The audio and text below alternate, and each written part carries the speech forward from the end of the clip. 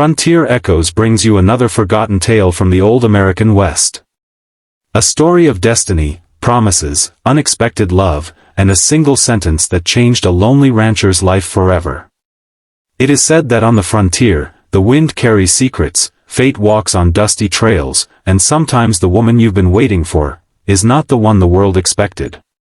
Today's story begins with a man who waited years for a bride he had never met, and an Apache woman who stood before him one evening and said the words that shattered everything he thought he knew.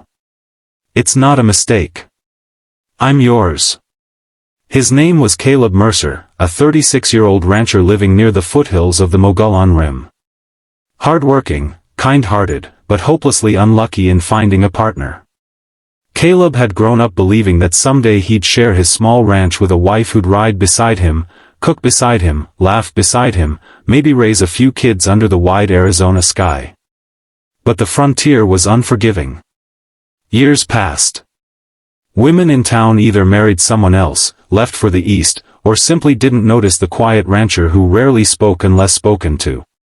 Caleb eventually reached a point where he accepted the silence in his house as part of life. But deep inside, he still wished for someone to walk through that door and call it home. One spring, after much convincing from the local pastor, Caleb agreed to something he'd never imagined he would. He sent a letter to an arranged marriage agency in St. Louis. They promised to find him a respectable woman willing to travel west and begin a new life with him. Caleb wasn't sure if this was romantic or pathetic, but he answered truthfully about his ranch, his simple income, and the kind of life he could offer. Months later, a letter finally arrived. A woman named Eleanor Whitley had accepted.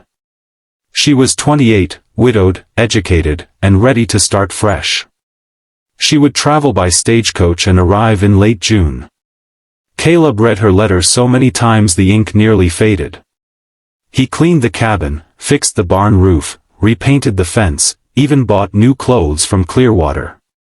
For the first time in years, the quiet rancher felt a spark of hope in his chest. The date of her arrival drew closer.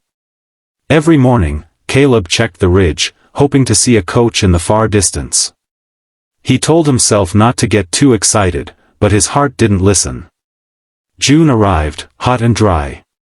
The coach was due in 3 days. Caleb's stomach twisted with nerves. Would she like him? Would she hate the rough frontier life? Would she feel safe here? He had no answers. But fate didn't wait for the stagecoach. One evening, as the sun dipped behind the red hills, Caleb heard rustling near the creek. His horse, Ranger, lifted its head and snorted.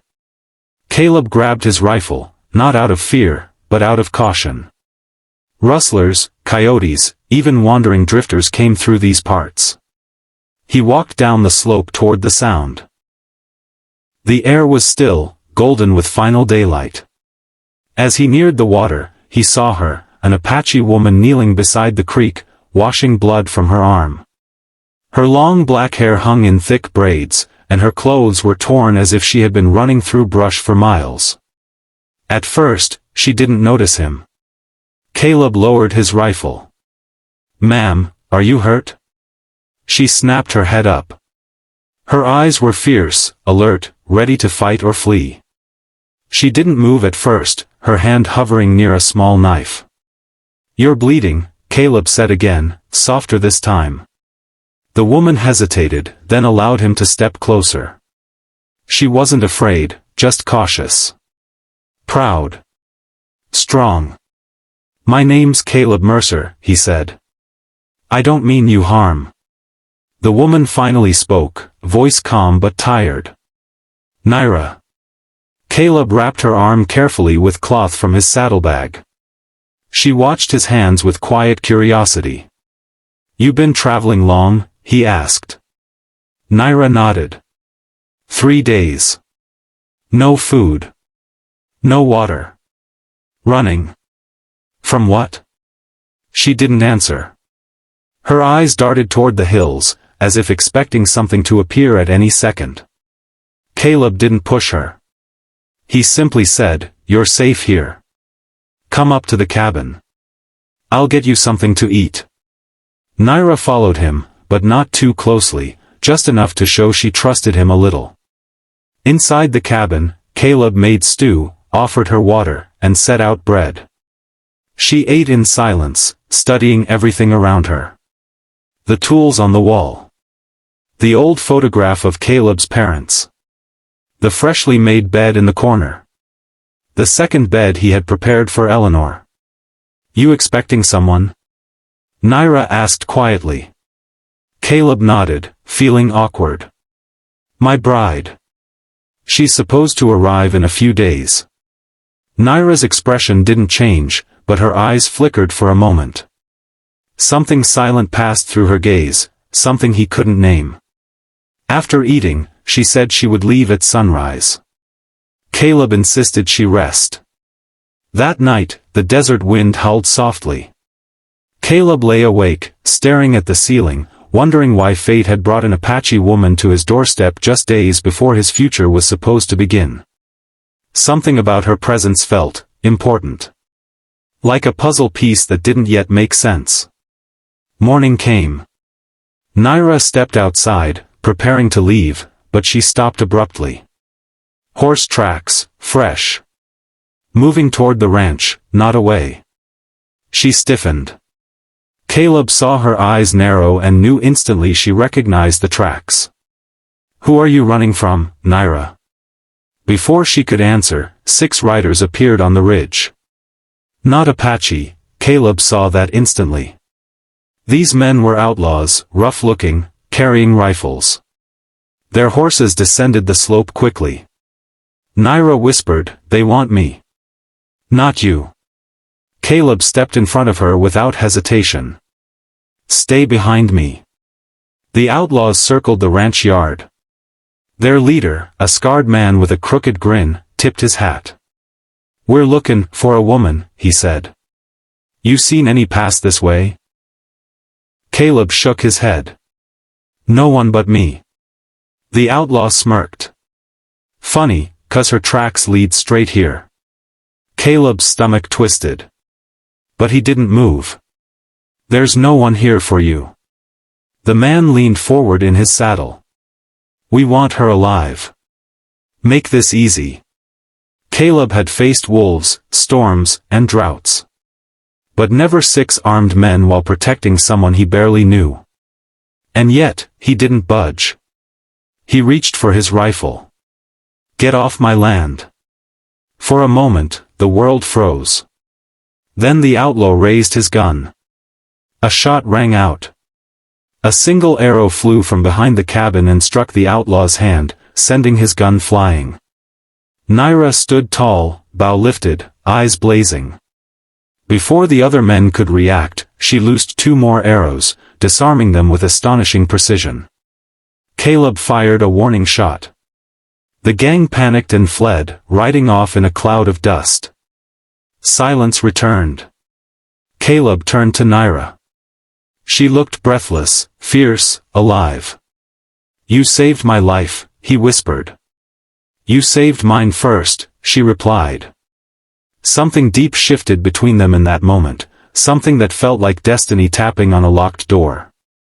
Hours later, she finally told him the truth. Her husband had died the previous winter. A group of outlaw scouts had attacked her clan, and Naira escaped with vital information. They chased her because she knew something they wanted to hide. Caleb listened quietly. Then said, "You can stay here as long as you need." Naira looked around the cabin again. At the bed. At the little bouquet he had placed on the table for Eleanor.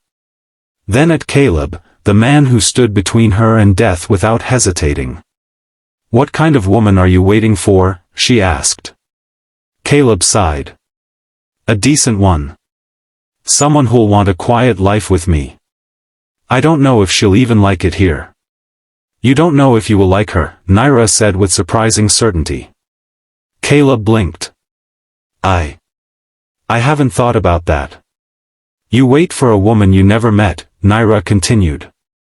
"But you don't see what is here." Her words unsettled something inside his chest. That evening, as golden light flowed through the cabin window, Naira stepped closer to him. So close he could hear her breath. She placed her hand lightly on his arm. "You think you wait for the right woman," she said softly. "But sometimes, the right woman finds you first." Caleb felt a strange warmth rising in him. A dangerous one. A gentle one. Something he had spent years pushing away. "Naira," he whispered. "You being here, it's not how things were supposed to go." She looked into his eyes, fearless, steady, beautiful. Then she said the words that broke the future he thought he had planned. "It's not a mistake. I'm yours." Caleb froze. Those words echoed through him like distant thunder.